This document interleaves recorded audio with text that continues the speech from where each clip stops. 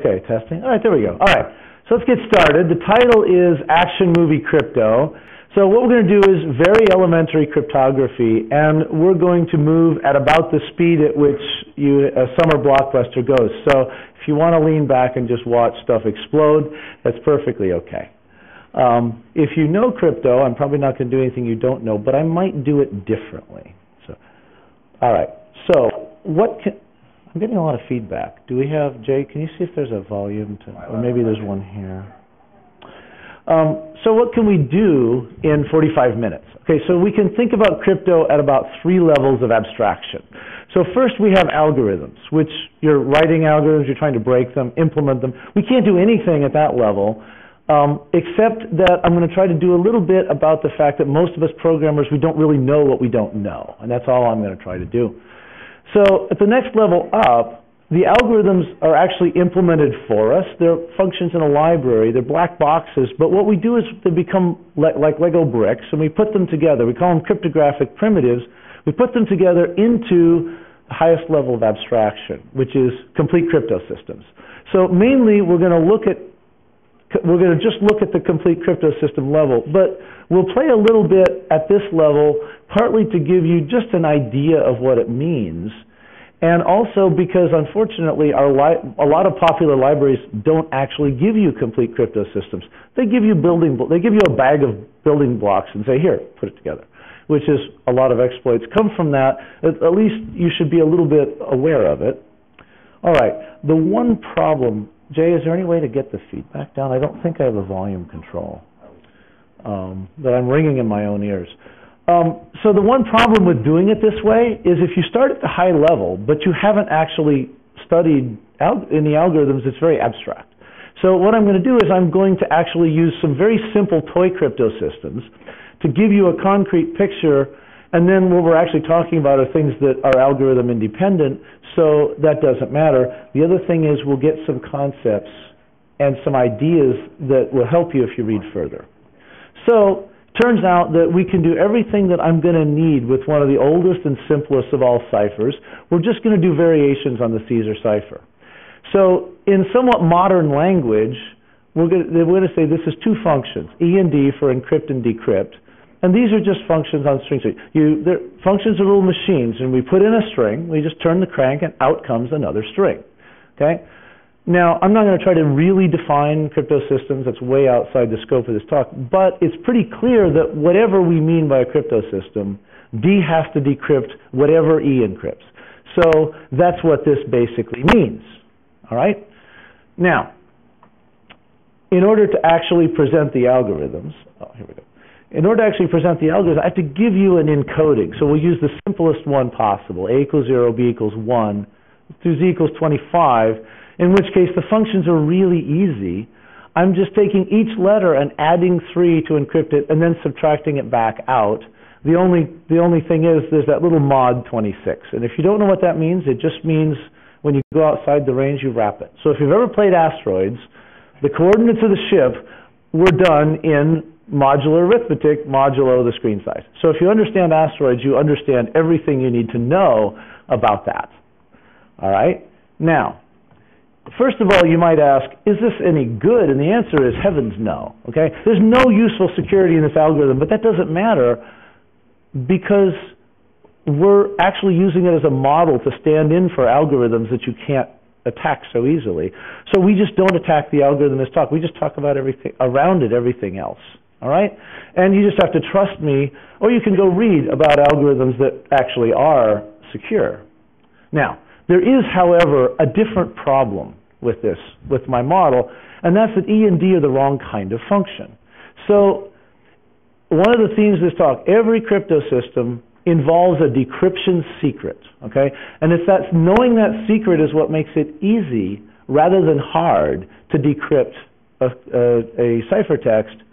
But the only room in that model was for the secret to be the algorithm D. And one of the lessons of history is that that is an exceptionally bad idea. Why is it a bad idea?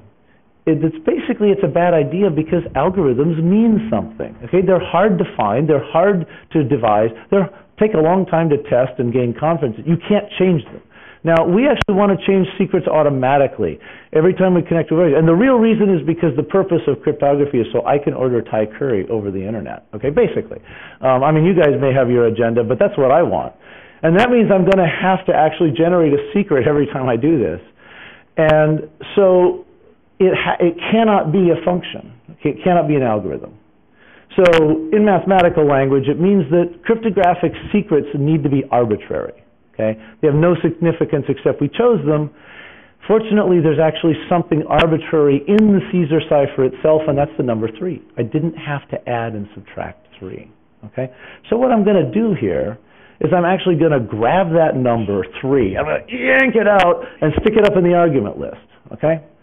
So, and then that thing we pass in is the only secret we're going to have. Okay? The algorithms are not going to be secret.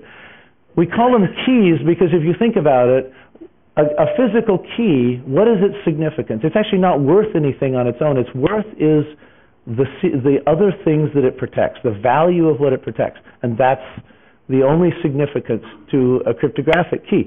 So everybody raise your hand, take the oath. I swear my key is a secret, the whole secret, and nothing but the secret.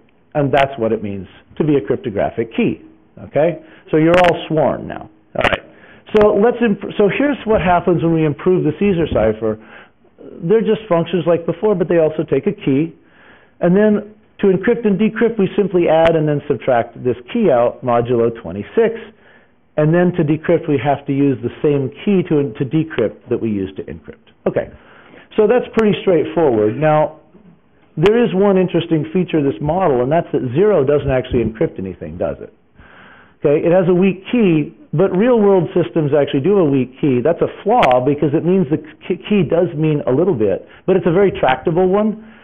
We just make sure we never generate the key 0, okay? But that actually makes an important point, which is that key generation is actually a part of your total security package, even if it's not exactly part of the crypto system, all right? Now you might ask, well, now is it secure? And the answer is, well, absolutely not. It's no better than before. But we don't care about direct attack, but it does have a different, but now imagine a different kind of attack. So suppose the attacker takes some intercepted ciphertext, okay, he's watching me and waiting till I order curry. And what he does is he takes a decryption algorithm and he just puts the ciphertext in the decryption algorithm and he just starts trying keys one by one. Okay? Now, he can do that because we've already taken the oath, algorithms are not secrets, right? So he knows this algorithm. And I got bad news for you. This always works, always. Well, the really bad news is it works against every practical cipher, okay? It doesn't matter who it is, it doesn't matter if the NSA designed it, it always works. Which brings up the rather disturbing question whether we actually have any secure ciphers at all, okay? Now, but fortunately we do. The problem here is that we ask for too much. We ask for security effectively against every conceivable attacker, and that's silly. If God wants to break your cipher, his computer will break your cipher, okay? But we have to lower our sights. So we're only going to ask for security against realistic attackers, and specifically, what is realistic is actually going to be an input into our security analysis, okay? So we have to say so, and then any security proofs that we have, they only apply against attackers we've considered, okay? All right, so what do we have to provide for a model attacker? Well, we have to say how much computing power he has. We have to say how much time he can use it. So one way to think about that is, well, how long do my secrets really need to be secret? We're not that concerned with keeping Charlemagne's secrets secret anymore, although I'm sure they were important to him. So there's a time limit on secrets, and we have to accept that. And any other capabilities that we need. You know, can he make a chosen plain text attack, which is, you know. All right, so we're only using a toy cipher, so we might as well just give the attacker a toy computer. So it'll just be me with pencil and paper, okay? And how long does he have? Well, I'm easily bored, and pretty soon I'm going to think of something more interesting and go, ooh, shiny, and I'll go off and do something else. So it has to get done before I get bored and quit, and any other capabilities I need for the talk, okay? And now we can actually answer the question about the Caesar cipher. It's not secure against our model attacker, and the reason is there's only 26 keys to try. Even I can stay on task long enough to go through 26 keys, right? So we know it's insecure, all right? So let's talk about what went wrong. And what went wrong is actually pretty simple. The key space was too small. You notice it doesn't matter what the algorithm was. We need a cipher with a larger key space if we want security against this attacker. This doesn't apply to any other attacker, right? Okay? And it turns out that we can actually expand this key space on the Caesar cipher, so I can stick with my theme here. So what I can do is I can realize that I don't have to encrypt every letter with the same key. So I could just pick a sequence of keys, like 0, 15, 15, 11, 4, which in our encoding is just the keyword apple, okay? And then what I do is I encrypt the first letter with the first key, the second letter with the second key, till I run out of keys, and then I just repeat it, right? Okay, so it's like 5, in this case, 5 Caesar ciphers shuffled together like a deck of cards, okay? Now, and this has a name. This is called the Vigenère cipher. It's a very famous cipher. And now the question is it secure? Well, against me, because I'm the model attacker, right? Well, so let's just think about that. How many keys are there? There may be, there's over 10 million 5-letter keys. So even if we knew it was 5 letters, I can't possibly try all those. And even if I could, I would get bored and go off and, do something. So it's secure, right? Well, we actually haven't said enough to say, right? What matters is how many keys I'm able to go through. And then the probability of me cracking it is very simple. It's just the number of tries I'm capable of making before I get distracted, and divided by the number of keys, all right? And what does that say? Well, with the Caesar cipher, I can go through all 26. I've got a 100% chance of breaking it, right? Whatever secure means, a compromise is not it. So we know that's insecure. For Vigenère, my chances are clearly far less than 1, but they're not 0. I could get lucky. I could get lucky on the very first try. So what does that mean? What it means is a couple of things. First of all, we actually can't ask, not only can we not ask for security against any attacker you can imagine, we can't ask for perfect security even against realistic attackers, not with a practical algorithm. So we're going to have to say what level of risk is good enough, what probability is acceptable, and then cryptography can say whether we can achieve it with any given cipher and any given attacker. But it can't be 0, okay? Which brings up the rather fundamental point. Security for cryptography is not absolute, it's probabilistic. You just decide what you want your odds to be, but you're still gambling. You can stack the deck, but you can't stop gambling. And the other thing is, it's kind of an interesting thing. Cryptography is kind of an odd mix of very pure, very theoretical math and very practical considerations. And I kind of find that interesting. So how good is good enough? Well, so if we knew it for the 5-character keyword, maybe I can stick around for 100 tries. Probably not, but maybe I can. So that would maybe my odds of breaking it are 1 in 100,000. Is that good enough? Well, cryptography can't tell you. You tell me. Is it good enough? But actually, it's much worse than that for the attacker, because 5 characters is ridiculous, okay? How about here? Let's take a longer key. 7 years ago, our fathers brought forth in this continent a new nation conceived in liberty and dedicated to the proposition that all men are created equal. Okay, that's a much better key length, and if you take that length, that's an enormous key space. Well, okay, so we're secure, right? Well, here's the problem. I've actually been leading you astray. I'm abusing this cipher terribly, right? So the crypto system's capable of being secure against the model attacker, me. But my key generation is horrible. It's terrible. And we're not going to get the benefit, we're not going to get the security that we could have gotten. And why is that? Well, the keyword apple is an English word. It's not a difficult guess that whoever is doing this is picking English words and not arbitrary strings. So the attacker, if he's any good, will start by actually just iterating through the dictionary. Now, at the outside, if you take every obsolete word, every jargon word you can come up with, you won't get more than 1 million words in English, and you probably get 1/10 of that. So that's already less than 1/10 of what we have just with 5-character keys. And what's worse is that Apple's very common, so it's not a bad guess that whoever did it was a person just picking something that popped into their head. In fact, that's true. That's what I did. So the attacker actually should guess common words first, okay? And so and then you might say, well, all right, but I'll fix it. I'll use a really long key, okay? But I hate to tell you this because you've all been programmed to think that long keys give you more security, but it actually doesn't help, not by itself, because what it really has to do with is probabilities, okay? For example, I gave you a long key, but humans are really bad at choosing keys. That's one of the most famous phrases in the English language. That doesn't sound like something that no one would think of. What's worse is we remember by associative memory. So suppose that was actually protecting the administrative console on a website about Abraham Lincoln. Yeah, you see it. The length is not helping us because it's guessable. So, well, I'll give you the general verses. The optimal attack is just to try the keys in order of probability. So the attacker tries the most probable key. So you should probably start with password and passphrase and key phrase because that's what people do. And you should try, common proper names and names with a couple of numbers after them. Yeah, you've done that. I know you have. Okay, and let me in. Yeah. Yeah. So, there are a lot of ways to do this, but the bottom line is what the attacker is trying to do is to get the most probable key, okay? Now, I actually recommend you try to prove this. It's the easiest security proof ever. It's the only one I could mention at this level, really. Well, except for another. But it's really easy.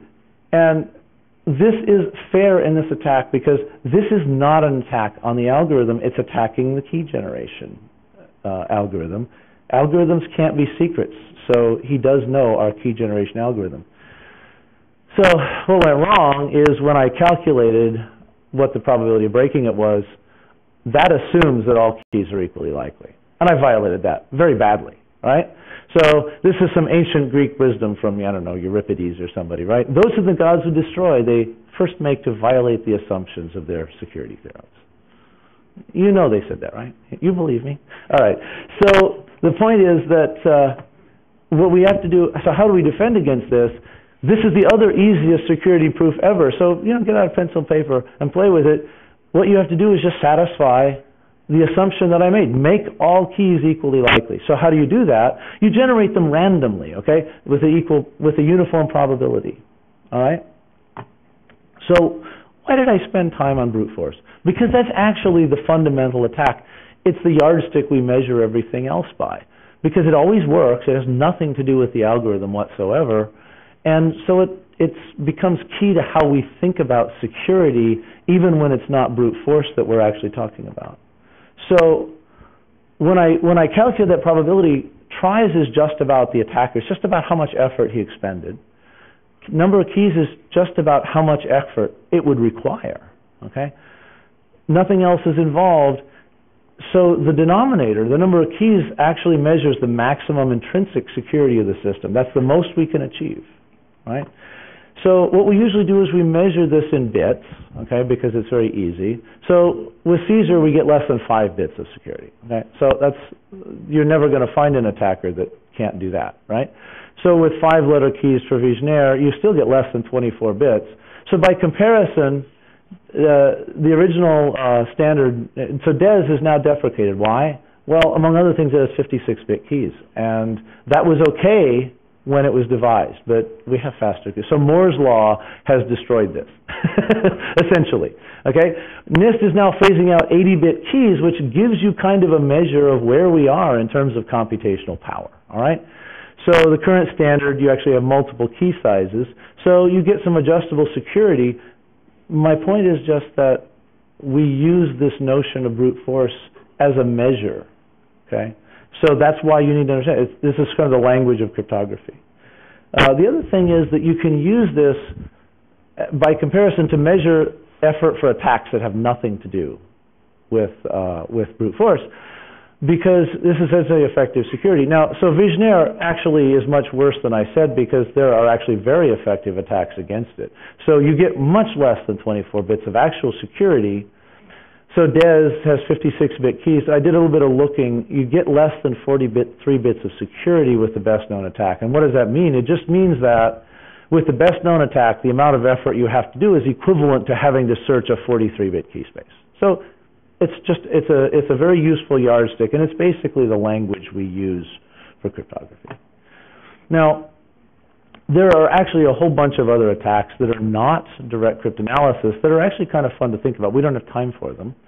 And most of them don't really fit in this talk because they're really low level. You fix them in the implementation, or they're really high level. You don't fix them with cryptography. You fix them with the rest of your security posture. But there's a couple that I want to talk about.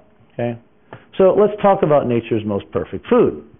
I usually telecommute. But when I'm in the office, of course, I eat Thai curry for lunch, because science has proven that along with coffee, Thai curry is one of the few foods that turns directly to executable code in your stomach. So what else would I eat? Yeah. It's science, folks. Don't question it. Okay? Now, obviously, I'm going to order this on the web because the Hackers Union will actually disbar me if I seek out this interpersonal interaction thing. So I have to order it on the web. But what's the form going to have? Well, it's going to have the same name, right? It's Dustin Laurence, same address, 1410 Abbott Kinney. Very often it's going to be the same order because science has proven that Penang curry and Thai iced tea is nature's most perfect food. And the same credit card number. Yeah, nice try. Sorry. So what does that mean, though? Here's the problem. Every cipher we've looked at encrypts the same plain text to the same ciphertext. It has to. That's what it means to be a function. And that means that somebody, without reading them at all, can correlate ciphertexts with real-world events. So, for example, somebody who's watching my highly important web traffic might notice that every time a certain indecipherable ciphertext is sent, 30, 45 minutes later, someone shows up on the street outside of Gem with a bag of curry ready to give it to anybody who looks like they're waiting for it. They can get my curry, okay? I mean, my curry is in danger, okay? So we have to do something about this because fundamentally we have to save my curry. Yeah, forget your problems. All right, so what do we have to do? We actually have to get different ciphertexts when we encrypt the same plain text multiple times, okay? And the functions don't do this unless there's another argument which is varying. So what we're going to do is we're going to actually put another argument in the argument list, which has a lot of names. We'll call it a nonce, and we're going to use a different nonce every time. So here's another hack of the Caesar cipher to make it resistant to this kind of elementary traffic analysis. So they're still going to take a string and a key, and they're going to take this thing called a nonce, all right? And then we just use the key plus the nonce. We offset it, we add and subtract the key plus the nonce, yes? And that means that we have to have yet another version of our little identity, except notice I didn't put the nonce in the argument to the decryption function. Okay, now why is that? The reason for that is basically, remember, we've taken an oath now. The key is the whole secret, so the nonce can't be secret. We are sworn. So what that means is we might as well just send it as the first character of the ciphertext, right? What we've achieved is if the nonce is different from call to call, even if it's the same plain text, it encrypts to a different ciphertext, yes? And that means my curry is safe, which is what I know we all wanted. Now, why did I want to talk about this? It's really too low level for this talk, except a couple of things. Extra arguments in encryption functions shouldn't surprise you. They're there for a reason, but because this is really about how things are put together, I can't give you just a general rule. What I have to tell you is the golden rule of the internet. Read the documentation, okay? Now, I also have to give you a warning. You have to obey it to the letter. You can't decide that you're clever enough to know when you can cut corners, okay? Or don't be Sony, right? Because Sony hard-coded a random number, a random initialization vector, and guess what? Now everybody knows their signing key. When I say to the letter, it means that you have to keep it unique across reboots. Okay, so if you're persisting, if you have a counter, you're going to have to persist that counter. If you're scaling your web server by running multiple instances, okay, you have a global problem, and you might have to hand out blocks of pre-allocated nonces You have to actually do it, not kind of, sort of. If it's supposed to be random, which means we probably call it an initialization vector, it has to be cryptographically random. No calling the system rand function, actually for nothing in cryptography. Okay? It means if you had to supply the seed, you're going to have to not use the same seed every time you reboot. I know you weren't going to do that. All right, so now the other thing I think you ought to know about is a very different kind of attack. So let's imagine that I've implemented the Caesar cipher this way. So what am I doing? I'm just for every letter, and this is kind of Python-like pseudocode. For every letter in the plain text, I'm going to add the key, and then if it's outside of my range, I'll just subtract it. I'll just wrap it around, yes? So forget about the fact that every language has a modulus operator, okay? This is a model, right? Now, there's something interesting about this. The value of the key partially determines whether the if block is actually executed, doesn't it? And that's a problem because that means the execution time contains information about the key. So that should bother you. To show you how bad that is, just to make it easy for myself, I'm going to assume that the attacker can make chosen plain text attacks. He can trick me into encrypting messages of his own choice, and he can examine the ciphertext and do whatever he wants. He just doesn't know the key. All right? So he can ask to encrypt a message of all A's. Now, if you think about it, A is 0, so that branch will never be executed. That's the shortest it could possibly take to encrypt a message. So now he can take something in the middle. Maybe it's all ins. Now here's the interesting thing. Whether or not the branch is taken, either every time or never, will control whether it takes the same amount of time as with the A's or longer. And that will tell you which half of the key space the key falls in. And then he can bisect that again. And now you should have a sick feeling in your stomach if you're a programmer. That's binary search. And it runs in log-in time, which means it can actually deal with these enormous key spaces that we try to saddle the attacker with. In fact, you can just recover the key this way. So what's the general thing about side channel? It's incredibly tricky because this is not an attack on the algorithm, even if it looks like it. It's an attack on the implementation. And implementations also mean something, so they can't be secret either, just like algorithms, because we can't change them willy-nilly. There are a lot of side channels. So what does side channel mean? It means basically that there's something about the physical implementation that leaks information on a channel of information that you did not intend as a side effect of the fact that we're doing this in the real world and not in abstract mathematics. There are a lot of them. A lot of instructions will take the same amount of time on a modern processor because it's pipelined and so on, but they'll take different amounts of power because different numbers of transistors are active at any one time. And you can measure that power, okay? You can measure cache timing. Chips give off RF. You have changing currents, which means you have changing electromagnetic fields. So you have RF, and you can measure that, and that's information coming right out of the heart of the processor as it operates. They make sound because those currents heat up and cool down areas of the chip, and then they vibrate because they're expanding and contracting. So this is actually much worse because potentially this is attacking the entire physical implementation. It depends on what code the compiler might generate if you're optimizing, how the CPU is designed and laid out. All right?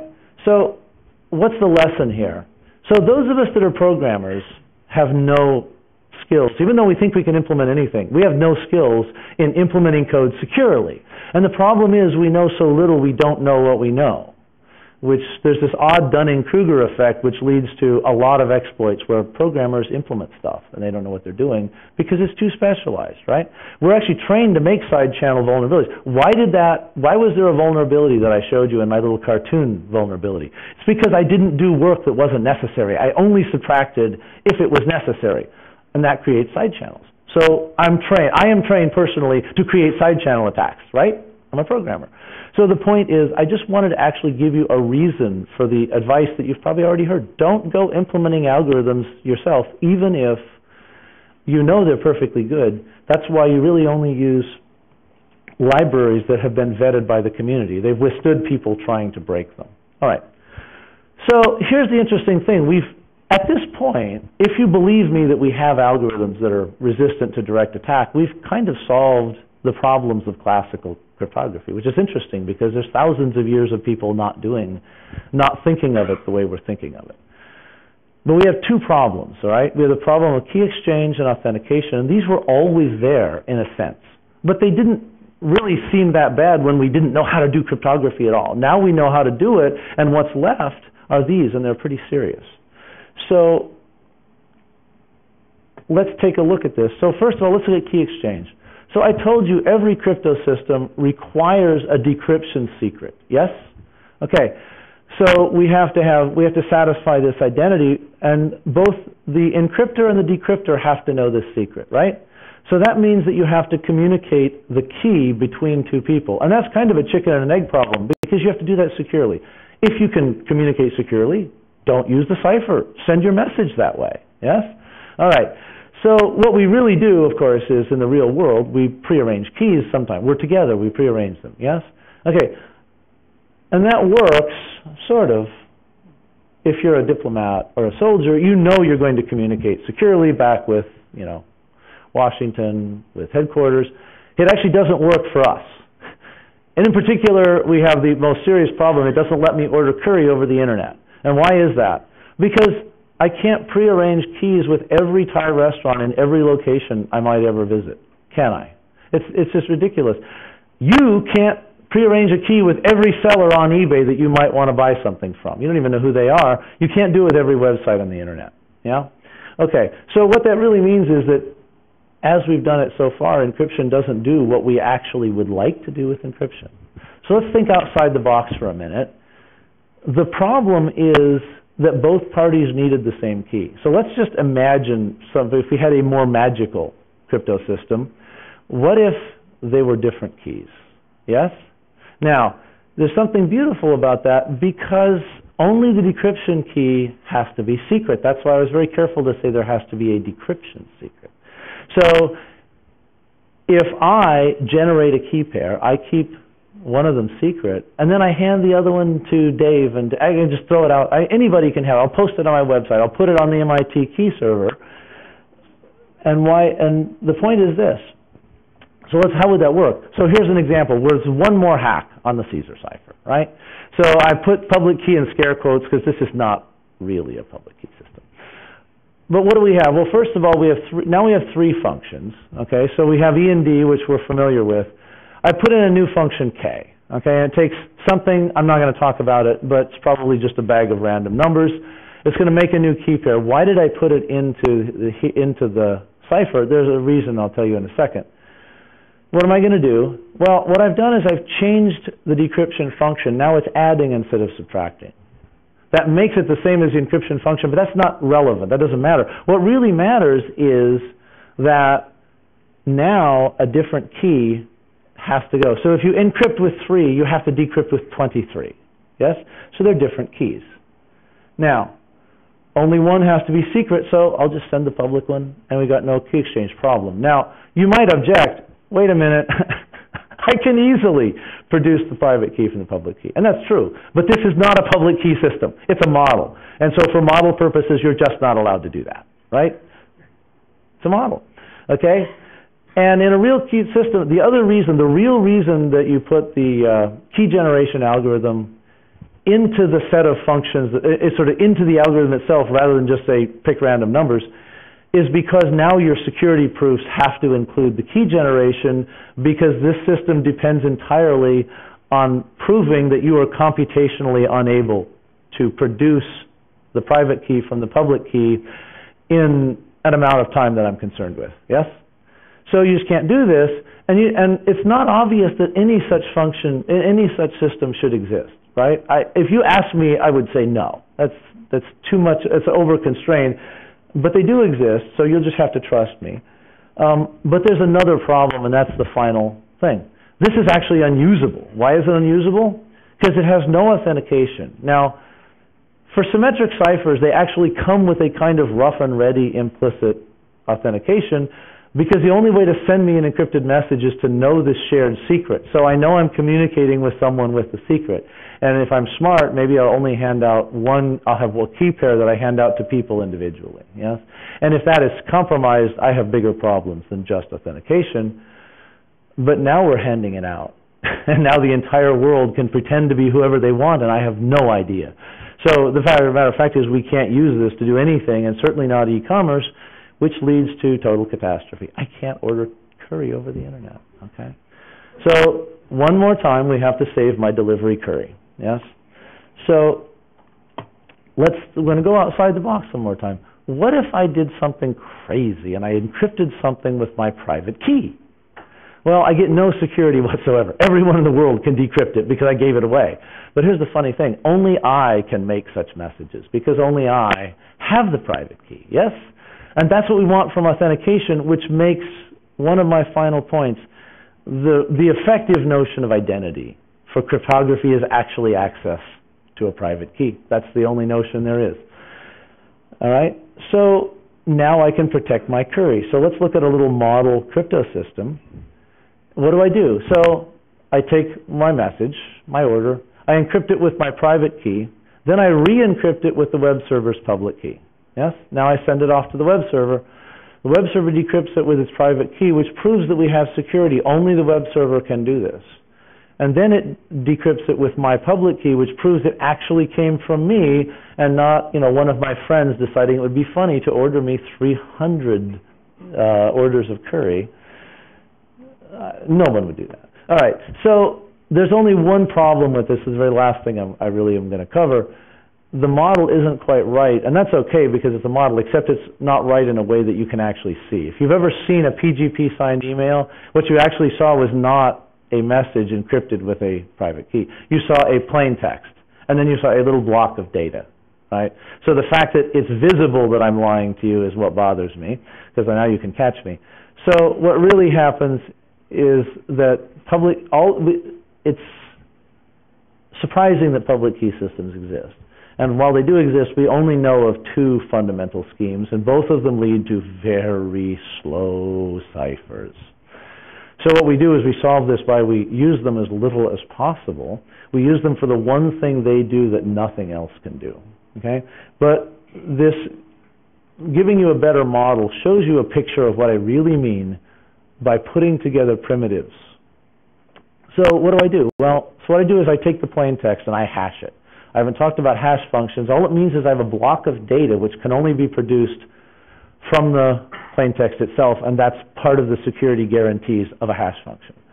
So then I encrypt only the hash with my private key. That's the actual signature that you see at the bottom of the PGP message. Then I generate a symmetric session key, right? So that means I need also a secure random number generator. And this is why I said ultimately we're going to have to generate secrets all the time every time we connect to a web page, because I make a session key for a fast cipher. And then I encrypt the plain text and the signature with that symmetric cipher, and then I encrypt only the session key with my public key, because that also is short, and then I send the encrypted session key and the ciphertext. And that's a much closer model to what really happens. Now, so what are the lessons? First of all, public key cryptography solves key exchange and authentication amazingly well. Basically, we do things with cryptography that we didn't imagine doing without them. It's kind of odd that these things are date to the mid-70s? I mean, it's very short, okay? And it just transforms what you can do. This is the only way to have ubiquitous cryptography, right? Because we're creating crypto world. And that's the only reason we can do it. The other thing is I thought it would be nice to give you a picture of what real systems do, which is to build from many primitives working carefully together and to see what that primitive layer looks like. So I'm done. That's everything I want to say, except since we did a big picture talk, I want to say something about the big picture, okay? And that's that cryptography isn't really about security. It's not even about authentication, and as much as it hurts me, it's not even about letting me order curry on the internet. It's about control of information, and that means that cryptography is not an innocent pursuit, and it's not an apolitical suit. It actually changes balances of power, okay? And what that means is we're creating a cryptographic society, and something I've become convinced of is, so I think this is interesting, you might not, And it's very useful. I get to order my curry, and more importantly, we get to do e-commerce. But actually what it is just some basic literacy, I think, is now a matter of citizenship. Our kids are going to grow up and they're never going to know any other world except crypto world, except the cryptographic society. And that's what we've created, whether or not we want to. All right, we're done. Before we do questions, I want to make one announcement. Right after this, we're going to have a Bitcoin cryptocurrency BOF. It's just down the hall in San Lorenzo B. And Jem has been kind enough to provide some munchies. So, and with that, questions.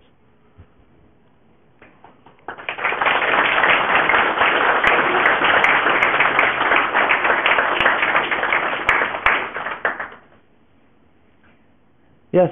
On like edX and Coursera, there are some courses available for like intro to cryptography or cryptanalysis yes. or whatever.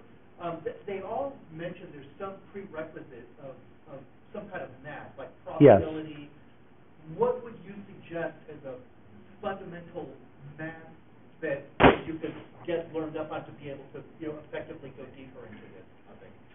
The problem is cryptography is very odd. It pulls together actually a number of different things, right? So it's a hard question to answer because it actually covers 3 or 4 fields, including computational theory and number theory, and but it doesn't. It depends on how the course is taught. So the origin of this talk is actually there's a very good course on Coursera. Taught by Professor Bonnet. And I thought that was a fantastic course. However, because he keeps it concrete, you do a lot more things with low-level algorithms before you put it together. I'm a top-down guy. My education's in physics. There's a reason I was in physics, theoretical physics, and not, say, observational biology. I want the big picture first, then you can tell me facts if you like. I don't want to know facts until I have a big picture. So I actually gave some thought to first just organizing in my head, and then how do you explain it? Do the simple parts, of which there are quite a few, as you see, without doing all that stuff, okay? So the thing is that I just did it without really much math, but every course is going to be different. The course that Dan Bonnet teaches, it'll ask for some maturity from you. You're going to have to do proofs. And if you've never done proofs, it's kind of not about what kind of math so much as whether you actually are comfortable with real math, with proof and with proofs, basically. But other than that, the problem is there's a bunch of different things, which I mostly had, although my training is actually continuous math. I was in physics, so I have tons of math, which actually is irrelevant for this. But, I would say probably more than anything else, if you have some mathematical maturity, if you're comfortable or have once been comfortable and can get up to speed with making proofs, there's a pretty good chance that you can kind of pick up what you need as you go. But I'll tell you the most important thing about online courses. You can drop them at any time. So the real answer is sign up for 3 of them and drop the 2 that are either too low or too high for you. Yeah.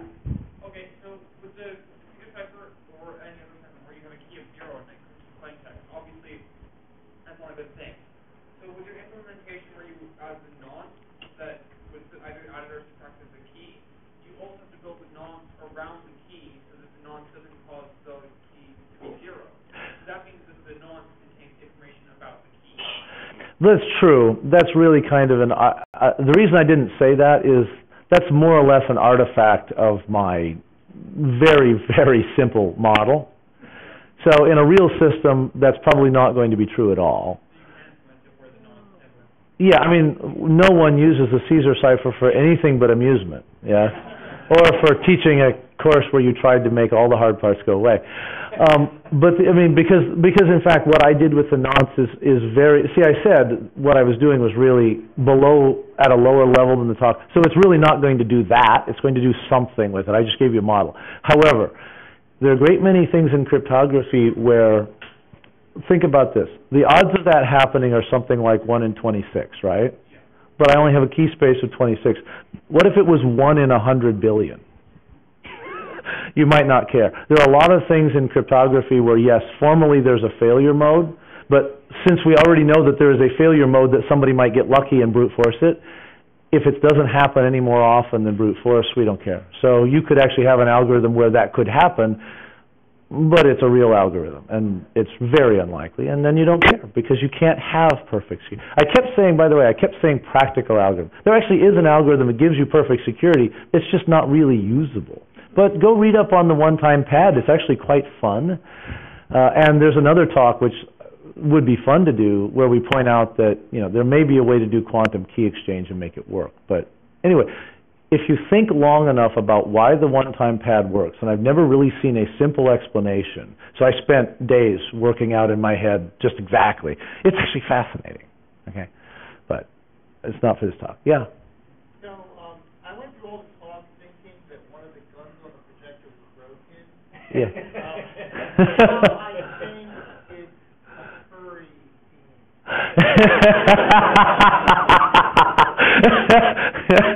I didn't have a Panang-colored background. The yellow curry's good, too. My wife said, "Are you going to keep that yellow background?" I said, "Well, I don't know. I kind of liked it." But then no one asked me for fashion advice. I don't know why that is.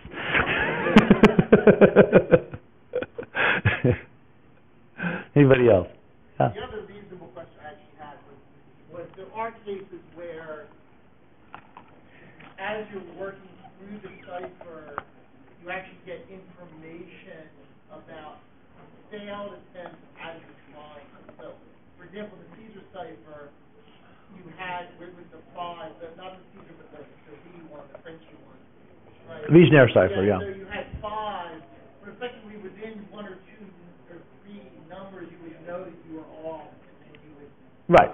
throw that away. So that's true, and in an early draft I sort of mentioned that, and then I realized that it was just me nattering off on a side tangent. But if you think about it, that's at least partly kind of an attack on the algorithm, because one of the failures of all such ciphers is that every bit of the ciphertext does not depend on every bit of the plain text. And if I'd really given you a good definition of a really good cipher, one of the things we would look for is, I think that's often called the cascade property, if you're sort of putting together iteratively, where you want every bit of the ciphertext to depend on every bit of the plain text, so you actually have to do the whole thing. The reason I brought that up is because the Enigma machines are partially broken because the machine was designed never to return the encrypted letter to be the same as the original letter. Mm. That's information, isn't it? Yeah. Break down. Without that flaw, they would have a much bigger problem. Sure. Well, that's a flaw, but I mean, the thing is, we didn't know how to do cryptography, right? Everything before, I was going to say Claude Shannon, that's not quite fair, but there's a generation of cryptographers that discovered that this is a mathematical discipline, and it's like physics. Nobody who did it without math ever did anything that's secure against anybody who did it with math, and vice versa. It's just a mathematical discipline. But you're right. I mean, all of those historical ciphers have these flaws in them because what they weren't doing was what Claude Shannon taught us to do, which is to ask, where's the information going here, right? And you're right. I mean, if it never repeats, if it never encrypts, if it always changes the letter, that itself is a piece of information, yeah. Yeah.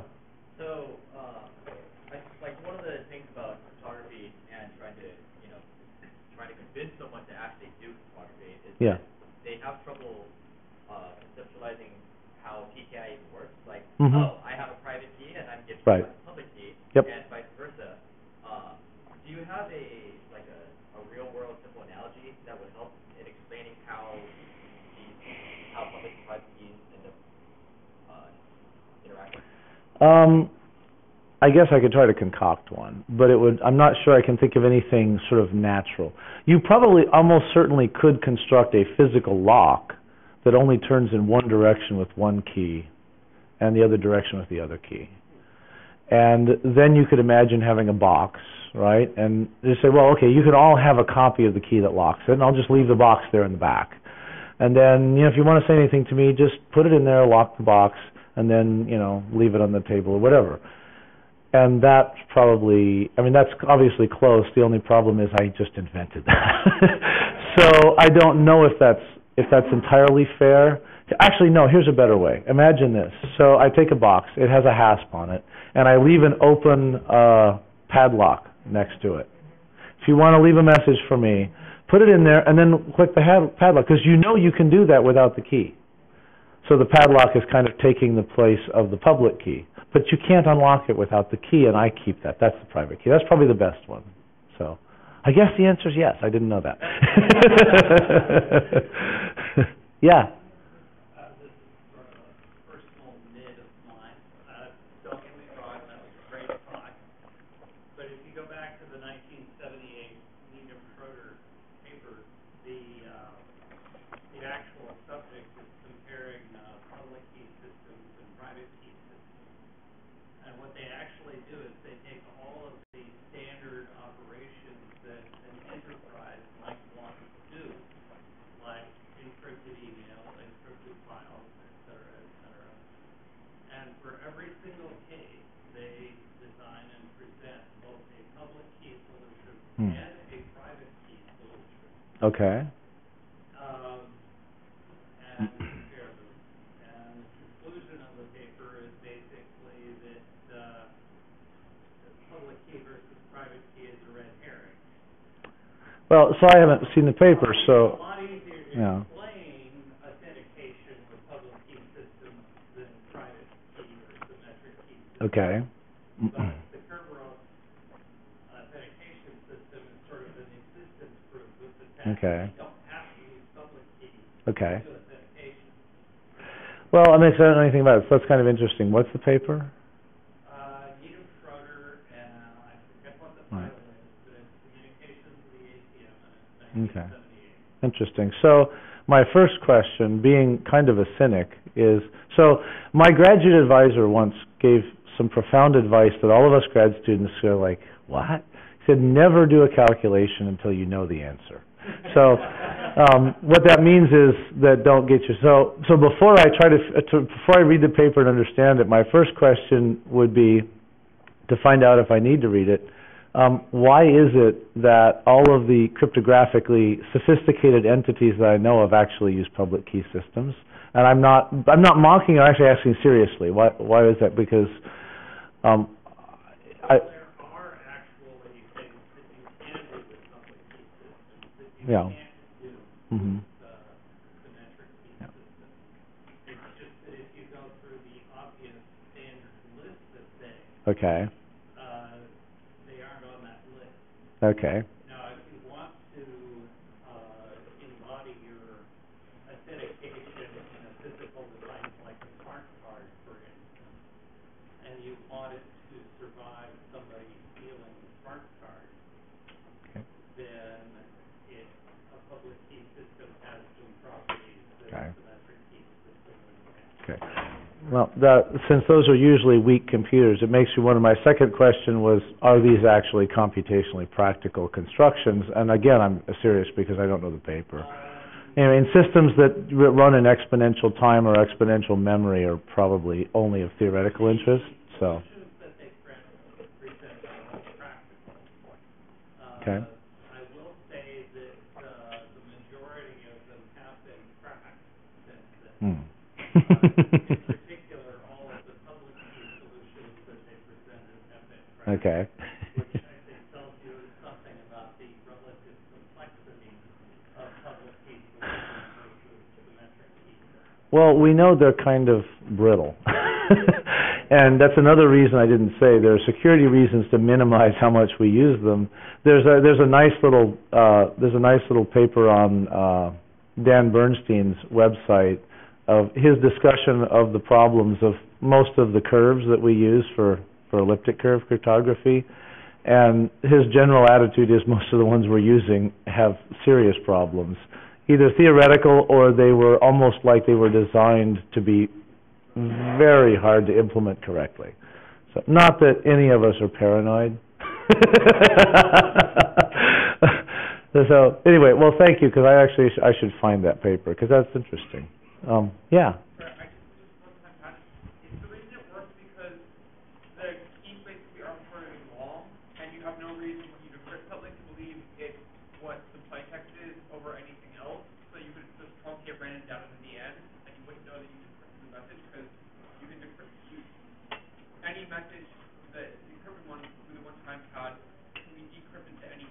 Well, so that sentence is actually the real answer. If you have 1K of data, because the key is as long as the data, you can actually map it to any other string of that length, right? And including strings with nulls in them if you have them, which means that you could do brute force. And what you're really doing with brute force, if you don't mind me using a little more language than I did, what you're really doing with brute force is you're taking the ciphertext and saying, what's the pre-image? In other words, what is the whole set of plain text that actually encrypt to this for some key? And then you look at them and you basically say, well, most of these are meaningless, but you're putting in some kind of knowledge generally. The problem with the one-time pad is that since every possible string could be mapped under some possible key, you can do a brute force attack and you have no information. You have not narrowed anything. You still have the entire space of possible strings. So the jargon is that it's information theoretically secure. There's not enough information in the ciphertext to actually decrypt it without knowing the key. Okay. The only problem. So I said practical. There's a project. Do you remember the name? Anybody remember the name? The Russians actually use the one-time pad a fair amount because there was a project. Yeah, Dallas, Venona. Yeah, you can look at that on even just look on Wikipedia. It's actually pretty fascinating because what happens is, as far as I can tell, they did the best job that anybody ever did. Apparently because they were more paranoid than anybody else ever was. Everyone who apparently uses the one-time pad with any frequency ends up accidentally repeating keys or running out of them because they're in the middle of a war and they can't get the books out or something. And it's so brittle that if you repeat them once, then, the ones they never repeated, we never broke because it can't be done. But they could reuse a key once and then we would break them because it's that brittle. This is not something I'm deep into, but I was kind of interested in the subject. And it's actually rather fascinating to read the description of that. So the point is there is something out there that gives you perfect security. It's just that it requires you to exchange so much key information that in practice you might as well use whatever you exchange the key with. Yeah. I remember vaguely one of the problems with the Russian one was they would send the weather and they knew what the original text was at some level. Yeah. And the weather would typically repeat itself the same over and over again with different keys and they could break it that way. Okay, I don't remember that part of it. I was at the time when I was looking at this, my biggest interest was in making sure that I really did understand the one-time pad, and so I was kind of looking to make sure that what I had figured out was actually what happened in practice when they used it. But it's fascinating, and I highly recommend. The other thing that's interesting about it, since I was a physicist in a galaxy far away and long ago. There's a possibility that you can actually use quantum mechanics to exchange keys, and then actually it becomes a practical system. And we may be on the verge of doing that. See, who was first? I think you were first. Could you not look for a group with one-time pad because the key for that string has no bearing on the key for the rest of the string? You can only different weather. I'd have to think about it a little bit. To have much of an opinion. I don't think it should be compromised with repeated plain text alone because the key should be completely statistically independent every time. So I don't really understand why what you said would be a vulnerability, but again, this is the kind of thing. I'm a programmer, not a cryptographer. I just came to the conclusion once that we're no longer at a point where we can afford to have programmers that don't have some literacy. And that's really why I gave this talk, because I'm not a cryptographer, but we can't afford to not all have some literacy because, guess what? Every one of us that writes code is tempted to do things we shouldn't. So I have to think about these things maybe longer sometimes. Yeah. Is there a short explanation you could give of why, we're talking about attacks on length of key space, and like DES is mathematically weak because 56-bit key. Yeah. But triple DES is still something that it's acceptable. It's not as preferred as like AES with a much longer key space. But with triple DES, when you re-encrypt, you have your ciphertext re-encrypt. So a brute force attack, you're going to decrypt it to ciphertext. How are you going to know that you have the correct ciphertext to continue you're attacked down various levels. Is there a short explanation of why multiple levels of encryption isn't much closer to perfectly secure? Well, I mean, so you're getting more security because effectively you have, like, what is a 168-bit key. You don't actually get all of that security, but, I mean, you do get something. I think, what is it, supposed to be worth about 112 bits of security, I think. Yeah. Oh, it's really slow, yeah. I mean, there's no reason to use triple DES except that some people are either have invested in a lot of stuff, or they're really conservative, and they know they're not getting sued for using what they're doing, and they're not sure yet if AES is. I mean, there are reasons people do this, right? Some of them are not rational, and some of them are rational based on considerations that we don't have. But yeah, I mean, triple DES is crazy to use if you don't have some external reason, because it's horribly slow, and there's a reason that DES is deprecated. Triple DES is a stopgap. Yeah, I mean, it just is. So,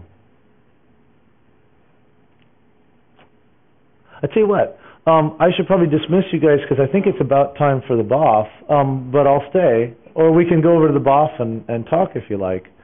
But thank you very much. I didn't know if anybody would show up for this. Thanks a lot.